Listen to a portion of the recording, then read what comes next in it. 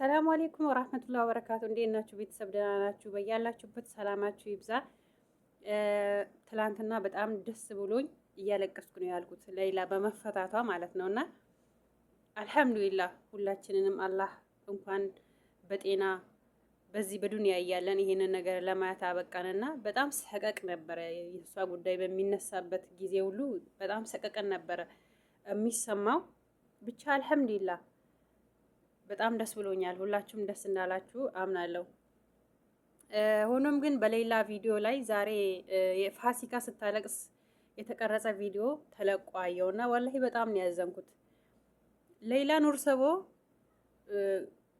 የተወልዳ ያደገችው ትንሽ ገባ ይላል፣ ከቡታጀራ ወጣ ይላል፣ ገጠራማ አካባቢ ነው። ለመቅረጽ ለመሄዱላ የሚከብድ ነው። ለ8 ወር ነፍሰ ጡር ማለት ነው። ይሁንና በዛ ሰዓት እሷ ይህንን ጉዳይ ስትሰማ አልችልም አላለችም።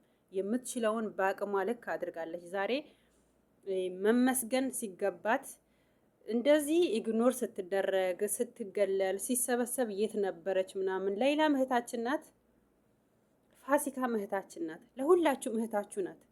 ያኔ ለምንድን ነው ያልተሰበሰበችው? ምን ገጥሟት ነው እህታችን ብላችሁ ለምን አልጠየቃችኋትም? ችግሯን ለምን አገለላችኋት? በዚህ ልክ ለምን ችግሯን አልጠየቃችሁም? ለምን ልትረዱ አልቻላችሁም? ደሞስ እንደው ባይሳካላት ባይሆንላት በዛ ሰዓት ባትሳተፍ ራሱ እንደ እህት በቃ ይቅር ብላችሁ ለምንድን ነው ማለፍ ያልቻላችሁት?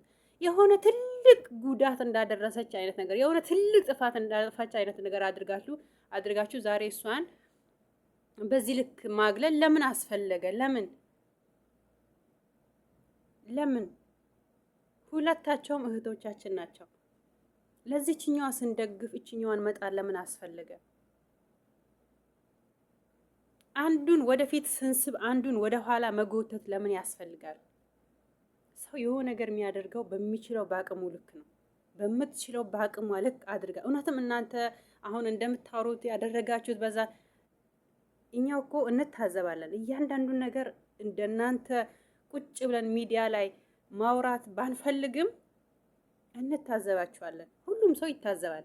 ሚዲያ ላይ ቁጭ ብሎ ማውራት ደግሞ ከብዶን አይደለም፣ ግን ሁሉም ሰው ማውራት አስፈላጊ አይደለም። የተወሰነ ደግሞ አድማጭ ሰው ያስፈልጋል። እናዳምጥ ብለን እንጂ ሞተን መናገርም ከብዶንም አይደለም። ግን ቁጭ ብሎ የሚሰማው ሰው ይታዘባችኋል።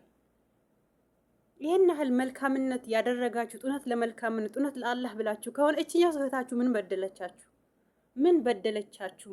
ለምን ኡዙር አልሰጣችኋትም? ለምን ችግራችሁን አልተረዳችሁም? ለምን አልጠየቃችኋትም? ለምንስ ይቅር አላለችሁም? ይሄን ያህል እሷ ምንድን ነው በደሏ? ለምን እናንተ ሚዲያ ላይም ወይም እዛ ቦታ ላይ ያላችሁ ሰዎች በጣም ባደረጋችሁ ነገር በጣም ደስ ብሎናል። ሌይላና ፋሲካ ግን የአንድ ሀገር ልጆች የአንድ አካባቢ ልጆች ናቸው። ፋሲካ ያ ነገር ማድረጓ ግዴታዋ ነው። አካባቢዋ ስለሆነ ቀድማ መድረስም ያለበት እሷ ስለሆነች ማለት ግን የምችለውን አድርጋለች። ዛሬ በዚህ ልክ ለምን ትወቀሳለች? ለምን? እህታችን አይደለችም እሷስ? ተው። እዚህ ሚዲያ ላይ ብዙ ጊዜ አንዳንድ ነገር ስታዘብ በእርዳታም በተለያየ ነገር ምናምን የሆነ ሰውን መስደብ፣ ሰውን ማስቀየም፣ የሰውን ድንበር ማለፍ ምንም መስሎ የማይታያቸው ብዙ ሰዎች አላችሁ። ሰውነት ማክበር፣ እህትነት ማክበር፣ የምትሰሩት ነገር እውነት ደግሞ ለአላህ ብላችሁ ከሆነ ደግሞ ሁለታቸውም እህቶቻችን ናቸው። በቃ ሌይላ እንትና ያኔ ፋሲካ እሺ ብላ ሄዳ ባትቀርጽ ጉዳዩን ወደ ሚዲያ ባታመጣው የሚፈጠረውን አስባችሁታል? እንደው በቃ እናመሰግናለን መባሉ ቢቀር በዚህ ደረጃ ለምን ትገፋለች? ለምን? ጥሩ አይደለም። እና ይህም ሆነ ያ ፋሲካ የኔ ውድ እህት የኔ ጀግና በጣም የምኮራብሽ እህት ነሽ እና ስላደረግሽው ነገር አላህ ምንዳሽን ይከፍልሻል። እና ማልቀስም መከፋትም የለብሽም። ሰው ሙሉ አይደለም። ሰው ሁሉ የየራሱ የሆነ ጉድለት አለበት። ግን የራሱን ጉድለት ከማየት ይልቅ የሰውን ጉድለት በመፈለግና በዛ ላይ በመተንተን ነው ብዙ ጊዜው የሚጨርሰው ሰው ማለት ነውና ስላደረግሽው ነገር ከልብ አመሰግናለሁ። እኔ የአገርሽ ልጅ እና ሁላችሁንም አመሰግናችኋለሁ። ግን ማልቀስና መከፋትና ልብሽ እንዳይሰበር ይበልጥ ሰው ልጅ ሲገፋ እኮ እኔ መገፋትን በነገራችን ላይ በጣም ነው ደስ የሚለኝ። መገፋት ብዙ ጊዜ ለመነሳቴ በጣም ኢነርጂ ኃይል ስለሚሰጠኝ መገፋት እኔ የሚያስደስተኝ ሰው ነኝ እና ይሄንን እድልሽን ተጠቀሚበት፣ በመልካም ነገር ተጠቀሚበት። አታልቅሺ፣ አትከፊ፣ ይበልጥ መልካም ነገር ስሪበት በዚህ ሰዓት እና ባለሽበት ከነ ልጆችሽ ሰላምሽ ይብዛ። ሌላ እህታችን ኢንሻአላህ የሆነ ሰዓት በአካል ደግሞ በእናት በአባቷ ቤት የምናገኛት ይሆናል። ሁሉም ነገር ለኸይር ነው። በያላችሁበት ሰላማችሁ ይብዛ። ግን የሆነ አንዱን ለማንሳት ስንሞክር አንዱን መጣል ይቅርብን።